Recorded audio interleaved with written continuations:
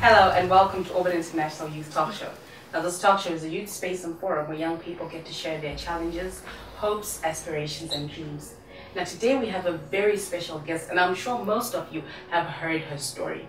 Her name is Tafadzwa Mushunje and she's a young girl 24 years of age, and her life took a spin when she was accused of injecting a young child with HIV, with her blood with HIV. And she was also accused of making this child drink her urine, and she was also accused of beating up this child. But Tafadzwa had to experience the most extreme side of cyberbullying, yet she was able to overcome this by creating an organization or a trust called Zimbabwe Anti-Cyberbullying Trust. Welcome, Tafadzwa. Thank you. How are you? I'm very well, thank you. Now tell me a little bit about yourself, Tafadzwa. Okay, my name is Tafadzwa, as you were saying, Tafadzwa Mushunje. I am a former beauty pageant model, but currently I'm doing commercial modeling. Okay. Yes. I'm also a TV presenter. All right. And I'm a full-time student at the Women's University of the Women's University in Africa. Okay. Yes, I'm currently studying sociology and gender development studies. All right. And I am the founder of Zimbabwe Anti-Cyberbullying Trust. Okay. Why did you decide to choose that course at Women's University? With the nature of my work, I just believe that it's easy for me to learn people's cultures, to know how to socialize with people. So it's easier for me to fit in a certain society. So that's why I chose that. And I want to also advocate for women, so I need to know what gender is all about. Yes. Okay. Now, I know you faced the most extreme sort of cyberbullying, like it was all over the newspapers, people were talking about it. Did you understand anything about cyberbullying? Because I know even until now it's still a very foreign concept in Zimbabwe. Like people don't know what to define it as. Did you understand it before it happened to you? To be honest, I didn't have a clue. I did not have a clue of it. I did not. Okay, all right. So, did you ever think that it could happen to you? Not in a million times. I never saw it coming, and it's one of those things you used to see on TV, but not really think that it would happen to you. I never see it coming. Only until it happened to me. Then that's when I was like, this is real. This is real. It can happen to anybody. All right. Yeah. Now, can you take me back a little bit, if you can allow me to do that? How did the cyberbullying start? Okay. It started this one day. I remember it was on the 22nd of February. I just started receiving phone calls, harsh phone calls and harsh messages on my phone. And I didn't know where it was coming from. But they were just a lot of instant messages coming, and I didn't know where it was coming from until someone told me to go on Facebook. And that's when I went there and I saw an article that was written about me, which was accusing me of first being HIV positive and deliberately inflicting the child with my blood with a syringe. And they said that I made the child to drink my urine. Yeah, it was terrible. And that I assaulted the child. Okay. So how were the feelings for you when you started seeing this all over media? How did you feel? At first it was unbelievable. I just thought people could tell that it's unrealistic.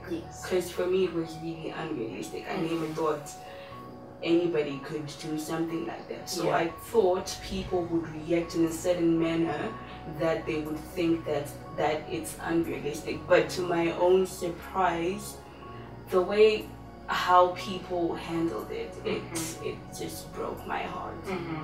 Yeah, I was just broken. Okay.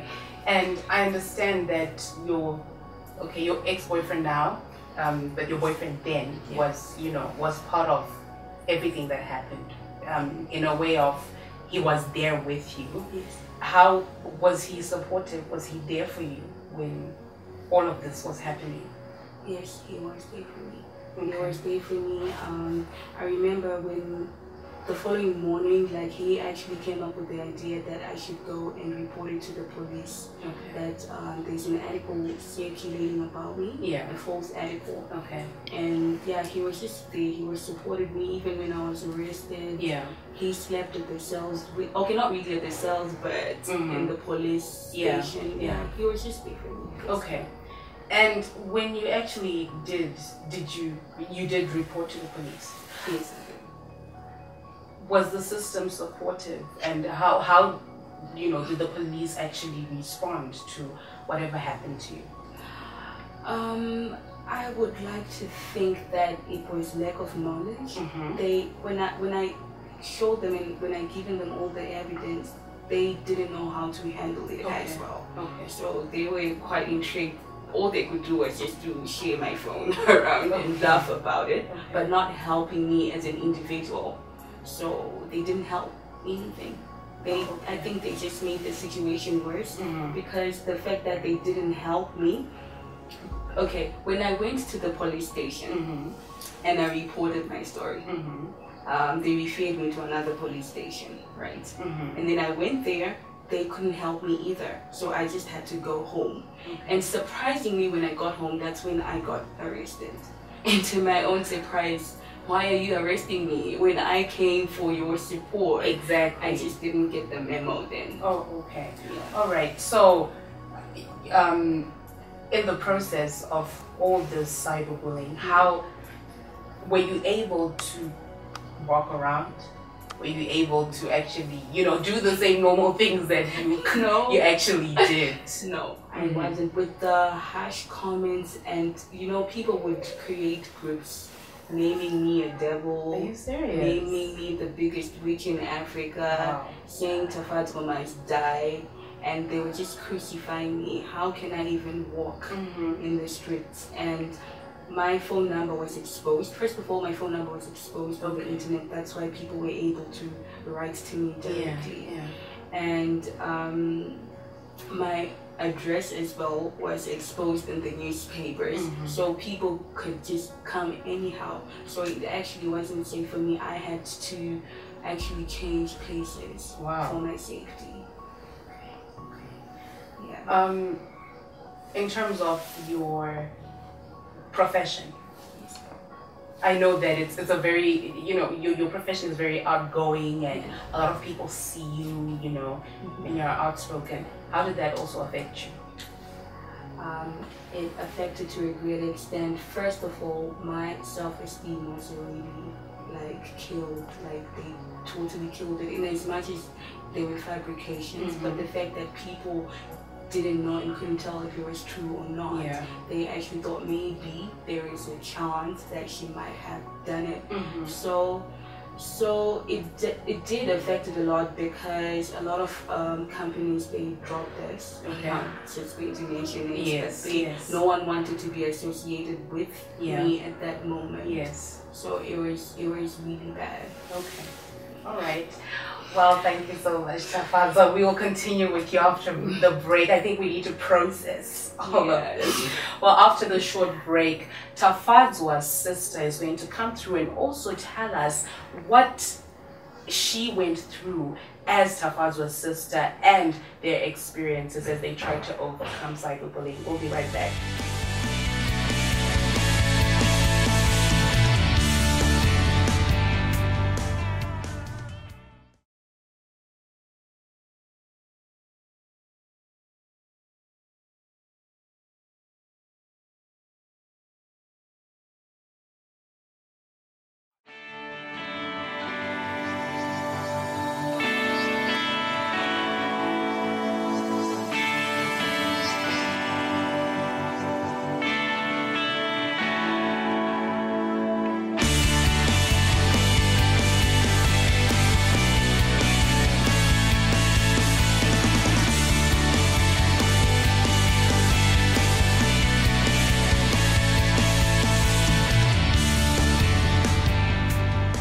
Hello and welcome back to the show.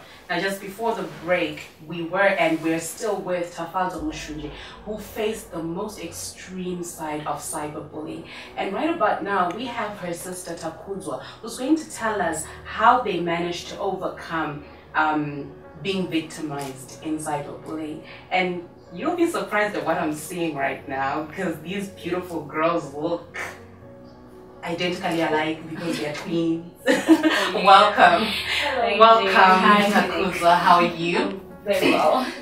Now, I know that you were with your sister and you're very close. Yes. Yeah. I know just before you were telling me that you guys do scripts together and Yeah, one is that, you know, that's how close you are. So tell me, how was it for you when your sister was being attacked from all sides of social media and the papers? How was it for you? To be honest, it was hurting. Like, I know my sister and I knew she was like innocent. She didn't do it. I knew her. Like, I know her actually. Yeah. And with what the world was saying, they were literally saying the opposite of who she is. Okay. And the sad thing is, I couldn't do anything about it. Like, Okay. I was just hurt. Yeah. And I couldn't defend her. Alright. I couldn't. Okay. Oh. Oh, you guys are so sweet. So how were you able, or how did you support your sister in this whole process? Basically, I was just there for her. I was there with her.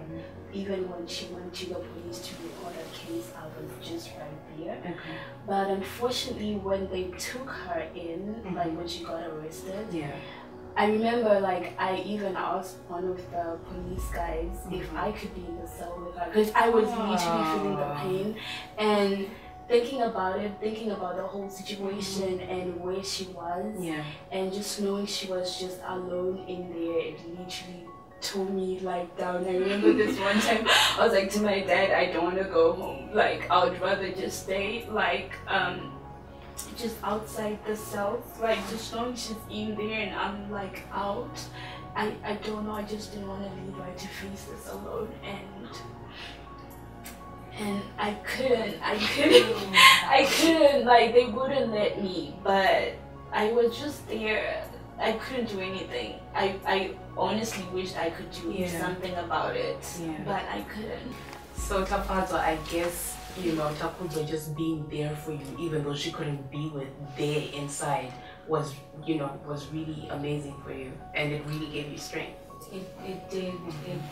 It gave me strength, and she still is the source of strength. Yeah. She always motivates me, and she just pushes me. That's amazing. Good thing. You guys are an inspiration to a lot of twins out there, because I know my editor has a twin sister and they're always fighting, like they cannot stay in the same room together. So yes, you guys are inspiring a lot of people out there, yeah? We are. So did you understand, Tafadzwa, about cyberbullying before it happened to your sister? Not at all. Never. Okay. I didn't. Okay. So when it actually happened to Tafadzwa, it was like something that was real. It was something that was real. Like, we usually watch stuff in the movie and someone like gets like accused of something that they didn't do. Yeah. And then we'll even like be surprised to the extremes how people go. Okay. And this happening in reality, it was overwhelming. I know it was. Okay. All right. So through this whole process and, you know, you being part of Tafadzwa's, you know, victimization, how was it for you? Did people confuse you guys, and when you went out there, how was it like for you?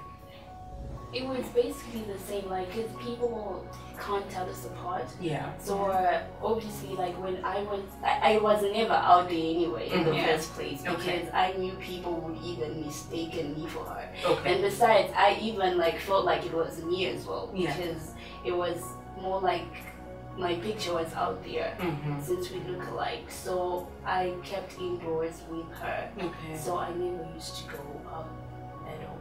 Oh, okay. Yeah. All right. So how was the journey like until you guys finally, you know, changed your mindset? Like, when was that point where you were like, you know what, instead of being a victim, I can actually become a victor in all of this? When was that turning point? Because I know in the beginning it's scary and you don't know what to do and you're confused, but where was that turning point for you? And then Tafadzwa can respond.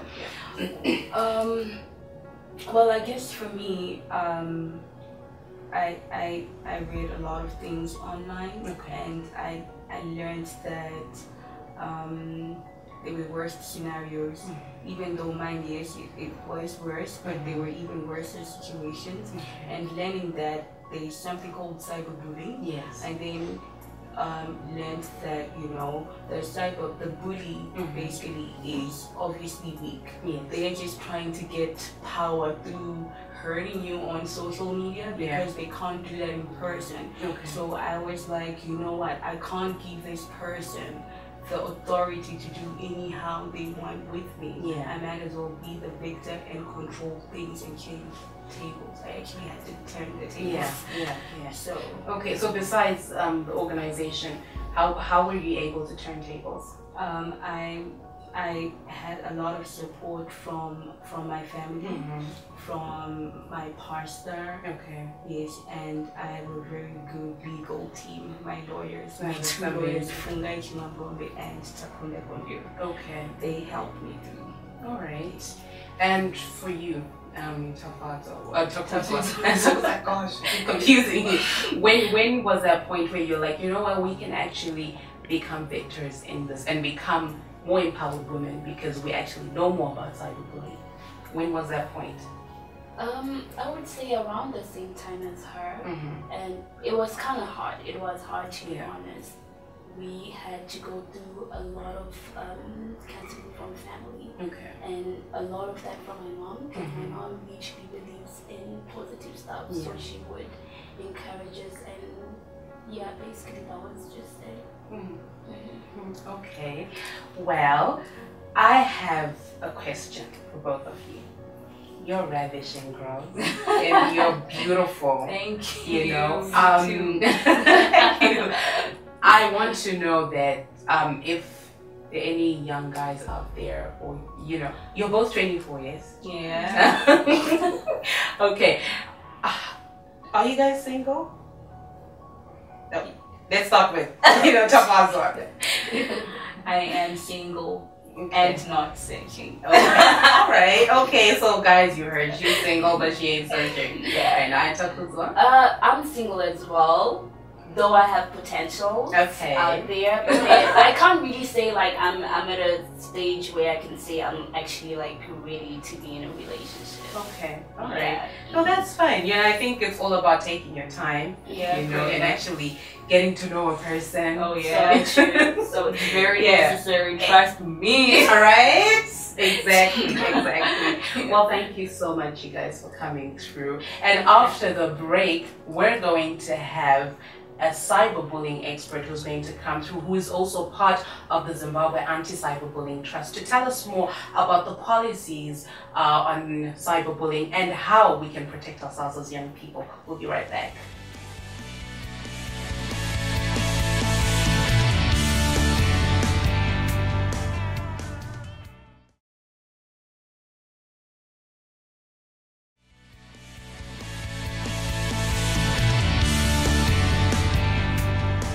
Welcome back to the show. Now, just before the break, we had Tafadzwa, who faced the most extreme side of cyberbullying, whilst we had her sister Tafadzwa to come in and tell us how she was able to support her sister in the whole process. Now, right about now, we have a trustee of the organization of the Zimbabwe Anti-Cyberbullying Trust, whose name is Kennedy Nyavaya.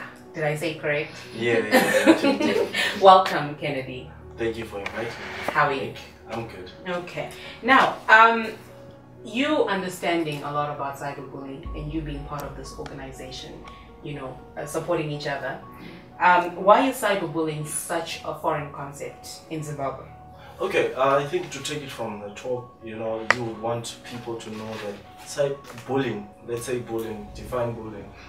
Bullying is unwanted and negative behavior, yes, which is intended to hurt someone. Okay. When done gradually.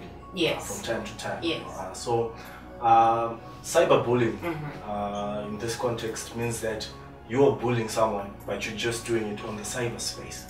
Meaning that you're not doing it face to face, but it has consequences, as in you can hurt someone physically, even though you didn't do it physically. Okay. Now, why you are saying that it seems like a foreign, it's in foreign context? Yes, it's because people don't know what cyberbullying is, but because now people own gadgets, people now own phones, so to speak, they are doing cyberbullying like more often. There are more cyberbullies online, and some of them don't even know that they're cyberbullies. Okay. You know, going back to what you said about people not knowing what cyberbullying is, we get a lot of, I don't know what they call it these days, are they memes or memes, right? Yes. Where you get a picture of someone and they're doing something, but sometimes that person is unaware that their picture is out there and people are actually making fun, putting a message out there. That's also another sort of cyberbullying, right? Yes, it is a way of cyberbullying, because you are doing this against someone's consent, and this might hurt them because there are types of messages that are relayed through these memes, you know, most of the times are derogatory messages. So it might hurt that person emotionally, talk of psychologically. So it then goes back to the fact that people do not know that they're bullying people on cyberspace. Okay, all right. Now, who is at most risk when it comes to cyberbullying? I think unique. Everyone is at risk of being bullied, but mostly looking at the Zimbabwean context, it's mostly the youth. Why? Because the youth are the ones mostly active. Okay. Especially you talk about social media, talk about phones, you know, that back and forth sending of messages. So it's mostly the youth. That's why we are looking at this holistically and saying, in trying to alleviate this thing, let's talk to the youth and talk to the young people. Okay, all right. And just to add on what Kennedy's saying, it's mostly the youth, and not mostly people who are using gadgets and all. But you know, sometimes you can even be cyberbullied when you don't even own any gadget. You know, so anyone is at risk. Okay, all right. Okay.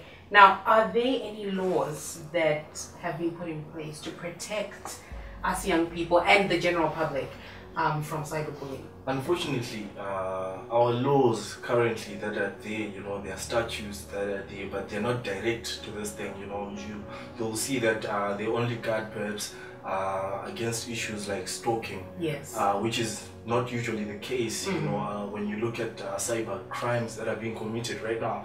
But there's a cyber crime bill which is yet to be passed to become law. So we are actually advocating and praying that it gets into the legal framework of the country, because this thing is now a recurring thing. It's now like a cancer which is growing by day. So I think we really need to look at and let's hope and pray that the bill is passed into law. Okay. And just to add on, there is a law though in the Telecommunication Act and some entertainment ownership acts. I'm not really a specialist in this, but there is a law, but unfortunately the law enforcers or the police, I don't think they really take that seriously, because referring to my issue, like after the whole thing ended, I actually went there with a couple of messages that were really hurtful, and I tried to open up a case, but they could not do anything about it. So I think there's also more need for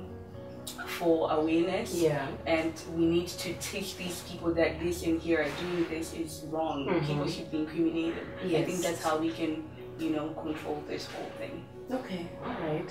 So Kennedy, what can we do as young people to protect ourselves from cyberbullying? I mean, in the society, as young girls especially, I think they're at most risk, because sometimes when guys say, hey, send me a picture, you know, they're afraid of losing their relationship, and they say, you know what, let me just send, and they end up sending, you know, a full body picture, and they're at risk. So what can we do as young people to protect ourselves? Okay, I think the key word, is respect. When it comes to communication, when it comes to sharing stuff, messages. I think people need to respect each other's rights. Your rights are not supposed to overlap and infringe on other people's rights. Okay. Now, as young people, I think we should stay away from toxic groups. Yeah. I think we should focus more on trying to build a friendly cyberspace zone whereby people talk to each other without really making others feel bad or attacking other people. It's an issue whereby someone should take themselves and put themselves in the shoes of the person they're sending a certain message to, or the person they're talking about. So I think at the end of the day, if people put it in context, they take it as you receiving that message, or you being put in a meme. Look at it in that way. I think we might be able to shape a better society. I thought maybe I could just take a picture like that and do that. No, you can't.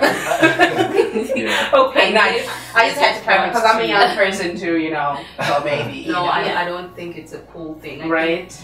I think as a boyfriend, you should also respect your girlfriend in that manner, and the girl, you should also respect yourself. Why take a picture of yourself? Like, why are you putting yourself at risk? Like, just don't do it. Just don't do it. Stay away from it. I'm not being there more Exactly. Yeah, true. All right, so. Tafadzwa. Tafadzwa. Yeah. How has Zimbabwe Anti-Cyberbullying Trust been able to help other young people? First of all, we have been raising awareness to people because people, in the first place, they didn't know what cyberbullying is. I actually didn't know what cyberbullying is. So I actually think people should know what cyberbullying is all about, and they should learn and be educated on the effects of cyberbullying and how they can deal with cyberbullying. Okay. Yeah. Wow, well, thank you so much, guys, for coming through Tafadzwa, Kennedy, and Tafadzwa. I got it right this time, right? Yes, you did. Thank you so much for coming to share your story with us. I understand this is your first time on TV actually talking about this. It's an honor to have you here, and thank you guys for all the good work that you're doing, and I wish you all the best in your endeavors. Thank you. Well, thank you so much to the team for coming through, and thank you so much to our viewers for watching in. Now you can reach us on www.orbitinternational.com, like us on Facebook, and reach us or follow us on Twitter at Orbit International. See you next time.